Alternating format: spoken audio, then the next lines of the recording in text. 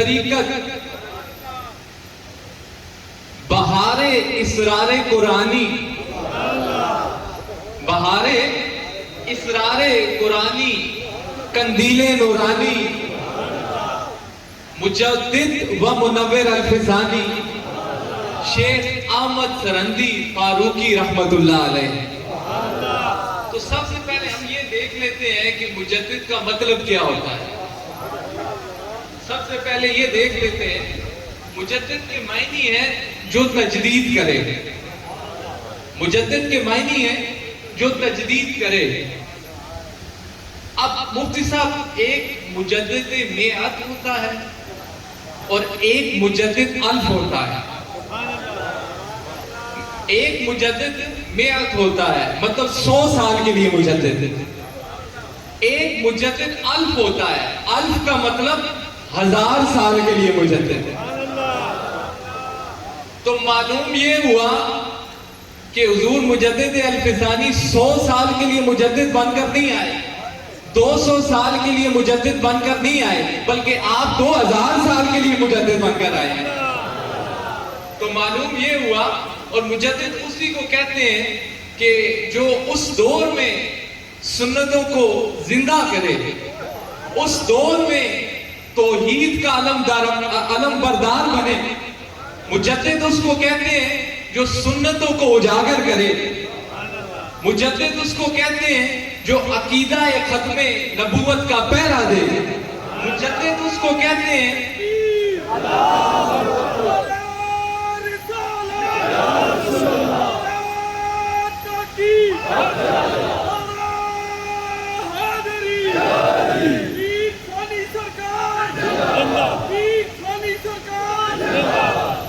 تو مجدد اس کو کہتے ہیں جو اتباع سنت کی تعلیم دے۔ مجدد اس کو کہتے ہیں جو بدعات کا بولے خاتمہ کرے۔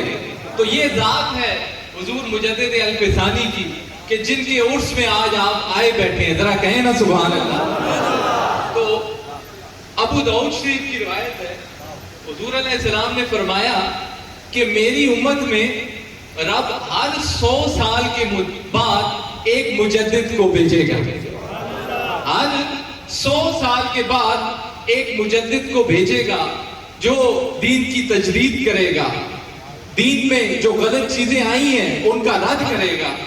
تو یہ حضور علیہ السلام نے فرمایا کہ آپ اگر دیکھ لیں کہ حضور مجدد الف ثانی کا جو فیض ہے، آج بھی لوگ ان کے مکتوبات سے فیضیاب ہو رہے ہیں۔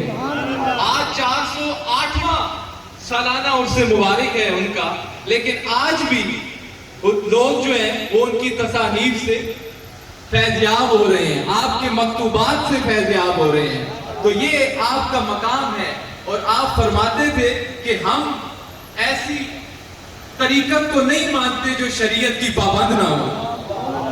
ہم اور وہی مزاج، اچھا ان کی میں کیا تعریف کروں کہ جن کے اپنے مرشد ان کی تعریف کرتے چلے گئے۔ ویسے تو یہ ہوتا ہے نا کہ مرید جو ہے وہ اپنے پیروں کی تعریف کرتے ہیں، تو مجدد الف ثانی تو وہ ہیں کہ جن کے اپنے پیر ان کی تعریف کرتے ہیں۔ وہ کیا تعریف کرتے ہیں؟ حضور خواجہ باقی باللہ رحمت اللہ علیہ، آپ کیا تعریف کرتے ہیں؟ آپ فرماتے ہیں کہ یہ جو شیخ احمد سرندی ہے نا، یہ شیخ احمد سرندی، اس کو تارا نہ سمجھنا، اس کو تارا نہ سمجھنا، چراغ نہ سمجھنا، شمع نہ سمجھنا، اور بلکہ یہ تو آفتاب ہے جو آفتاب بن کر پوری دنیا پر چمکا ہے۔ یہ وہ آفتاب ہے شیخ احمد سرندی فاروقی رحمت اللہ علیہ، آپ وہ آفتاب ہیں جو پوری دنیا پر آفتاب بن کر چمکے ہیں۔ اور آپ آگے فرماتے ہیں کہ مجھ جیسے کئی ہزار آپ کے دامن میں پناہ لیے ہوئے ہیں۔ یہ کون کہہ رہا ہے؟ اپنے پیر و مرشد کہہ رہے ہیں۔ یہ وہی انداز ہے، یہ وہی اسی طرح جس طرح ہمارے حضور قبلہ اعظم فرماتے ہیں نا، اپنے پیر و مرشد کے بارے میں فرماتے ہیں، پھر ان کے پیر و مرشد کے بارے میں فرماتے ہیں، اسے بھی بیان کیا کریں۔ آپ فرماتے ہیں کہ آپ کی زندگی میں ہی جو بانی ہے اپنا خواجہ قاسم بوڑھوی رحمت اللہ علیہ، آپ والی باغدرہ شریف کے بارے میں فرمایا کرتے تھے. آپ فرماتے تھے کہ باقی تو میرے مرید ہیں لیکن آپ میری مراد ہیں. یہ وہی ادائیں ہیں جب پیر خود تعریف کرے جس مرید کی کہ کہے میری مراد ہے تو پھر اس کا آنند کیا ہوگا. تو یہ آپ ان اولیاء کی بارگاہ میں بیٹھے ہیں. آگے چلیں. میرے حضور قبلہ عالم آپ کے پیر و مرشد آپ کے بارے میں حضرت پیر میر علی شاہ صاحب رحمت اللہ علیہ آپ فرماتے ہیں کہ اگر کسی نے مرد کامل دیکھنا ہے تو وہ سالک آباد شریف والوں کو دیکھنا. تو یہ ادائیں شروع سے چلی آ رہی ہیں. یہ ہمارے حضور قبلہ عالم ذرا کہیں نا سبحان اللہ. دور حاضر کے جتنے مجدد بڑے بڑے فقیہ آپ یہ کہتے ہیں کہ ہم نے پیر تو بہت دیکھے ہیں لیکن مرشد ثانی سرکار جیسا مرد کامل کوئی نہیں دیکھا. کہتے ہیں یا نہیں کہتے؟ ذرا کہیں نا سبحان اللہ. تو یہ وہی ادائیں ہیں. آگے چلیں. جس طرح حضور قبلہ عالم حضور جانشین سلطان الفقراء کے بارے میں فرماتے ہیں کہ میرا فیض اب میرے جانشین سے ہی ملے گا. تو یہ ادائیں ہیں. یہ زندگی میں ہی اپنا نائب تیار کر دیتے ہیں. یہ مجدد. اور میں ایک اور بات مفتی صاحب ایک واقعہ یاد آ گیا. حضور شاہ نقشبند کے پاس کچھ مریدوں کا حلقہ جمع تھا تو اتنے میں آواز آئی کہ کئی خضر آئے ہیں ان سے ذرا ملاقات کر لیں. خضر آئے ہیں تو ان سے ذرا ملاقات کر لیں. تو اب سارے مرید اٹھ کے چلے گئے, ایک اٹھ کر نہیں گیا. تو اس سے حضور شاہ نقشبند نے پوچھا میاں تم نے نہیں ملنا, تم نے خضر سے نہیں ملنا؟ تو اس نے کیا جواب دیا؟ حضور ہمارے خضر تو آپ ہیں. اسی طرح یہ وہی فکر ہے جس طرح حضور قبلہ پیر سلطان سرکار نہیں فرماتے کہ ہمارے مجدد تو پیر صاحب ہی. تو اسی طرح ہر دور میں ہر مرید کے لیے اس کا پیر مجدد ہوتا ہے. ہمارے لیے مجدد کون ہے؟ ہمارے مجدد پیر ثانی سرکار ہے. ہمارے مجدد پیر سلطان سرکار ہے. ذرا کہیں نا سبحان اللہ. تو ہر مرید کے لیے اس کا پیر جو ہے وہ مجدد ہوتا ہے. تو مجدد الفسانی کا کچھ شعر میرے ذہن میں آ رہے ہیں, وہ آپ کو سنانا. ذرا کہیں نا سبحان اللہ. اس آواز کو ذرا درست کر دیجیے. یہ کسی نے لکھا ہے نا, سرہند کی وہ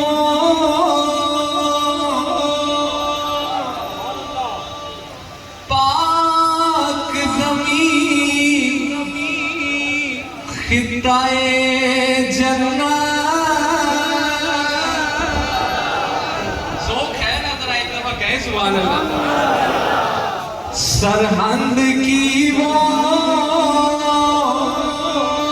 پاک زمین خطۂ جنت آرام جہاں کرتا ہے. پھر سنیں, آرام جہاں کرتا ہے ایک محرم اسرار.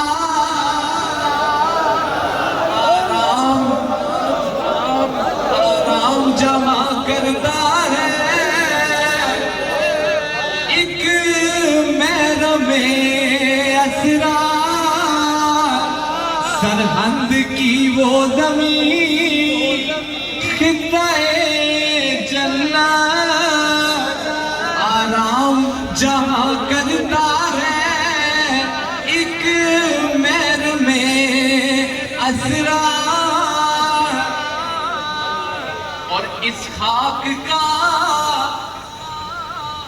اس خاک کا ہر ذرہ ہے غیرت دے انجم. بیٹھ جائیں آپ, بیٹھ جائیں. اس خاک کا ہر ذرہ ہے غیرت دے انجم. ان ذروں میں رخشندہ ہے خورشید ضیابہ اور محبوب خدا ہے حضرت قیوم و مجدد. محبوب خدا ہے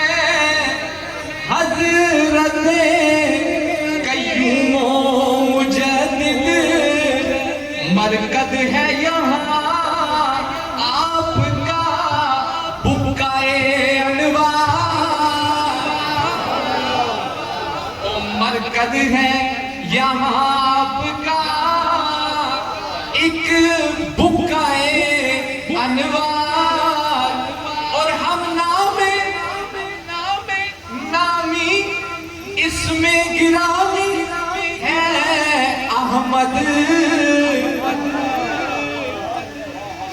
ہم نام نبی اس میں گرامی ہے جو احمد، اللہ نے قسمت یہ ہے تے بیدار،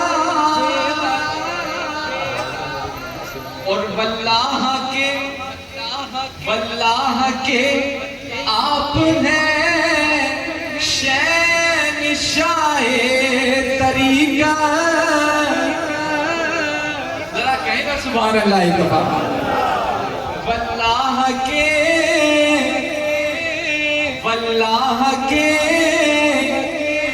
آپ ہیں شہنشاہ طریقہ،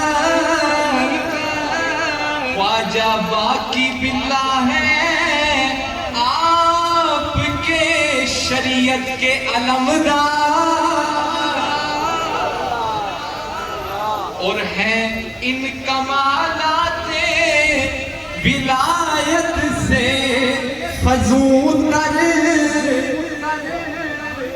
مشکات نبوت کے ہیں تابندہ یہ انوار، مشکات نبوت کے ہیں تابندہ یہ انوار، تو یہ ہے ذات، یہ ہے حضور مجدد الفسانی کا مرتبہ، یہ ہے ان کا مقام۔ صرف آخری دو باتیں آپ کے حوالے سے سناؤں گا اور پھر اس کے بعد نعت آپ کو میں نے سنانی ہے۔ اس زمانے میں کچھ لوگوں کو یہ وہم ابہام ہوا کرتا تھا، وہ یہ اس میں پڑھ گئے تھے کہ فلاں دن جو ہے وہ منحوس ہے یا فلاں اس طرح کی ان کے ذہنوں میں یہ باتیں آنے لگی۔ تو یہ بات جب حضور مجدد الفسانی کے پاس آئی تو آپ نے فرمایا، اس کا جواب دیکھیں مفتی صاحب کیسے دیا۔ آپ نے فرمایا وہ جب سے حضور کی ولادت ہوئی ہے نا، وہ تب سے کوئی دن منحوس رہا ہی نہیں ہے۔ یہ نہیں سمجھ آئی آپ جو ہے نا وہ زمان کو نا مکان پر قیاس کر رہے ہیں۔ مفتی صاحب یہ عالم دین ہی سمجھیں، تو یہ زمان کو جو ہے نا وہ مکان پر قیاس کر رہے ہیں۔